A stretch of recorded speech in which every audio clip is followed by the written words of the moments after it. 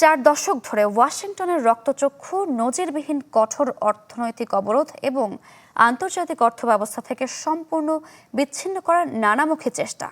সব সমীকরণকে বুড়ো আঙুল দেখিয়ে নিজস্ব গতিতে চলছে তেহরান। রাশিয়া, চীন ও প্রতিবেশী দেশগুলোর সঙ্গে তারা সম্পর্ক আরও বাড়িয়েছে। সফলভাবে এড়িয়ে চলছে মার্কিন নজরদারি ব্যবস্থাও।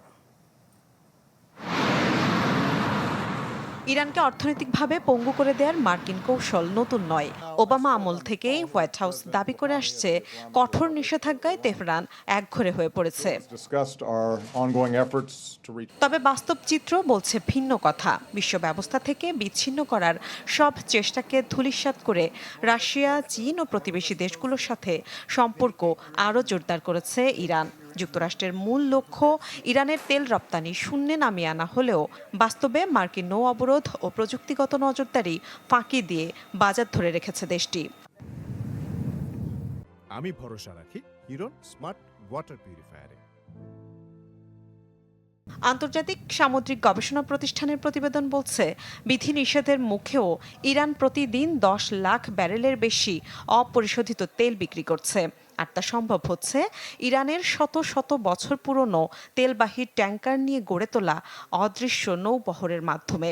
স্যাটেলাইট তথ্য ও আইএমও নম্বর ট্র্যাক করে এই অদৃশ্য নৌবহরের কার্যক্রম প্রকাশ করেছে সংবাদ মাধ্যম আল জাজিরা।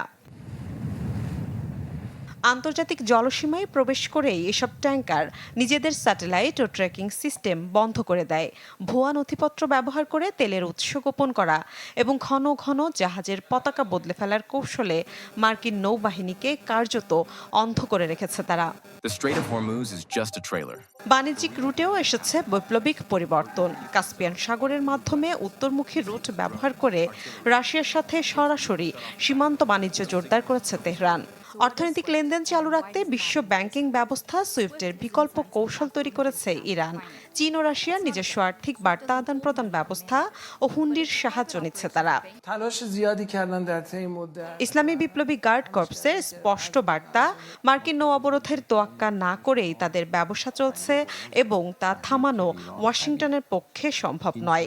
যেসব দেশ যুক্তরাষ্ট্রের এই অর্থনৈতিক নিষেধাজ্ঞার নির্দেশে সাড়া দিয়ে তাদের পথ রোধ করতে আসবে, তাদেরকেও বৈধ লক্ষ্যবস্তু বিবেচনার হুঁশিয়ারি তেহরানের। মিলা খন্দকার, চ্যানেল 24।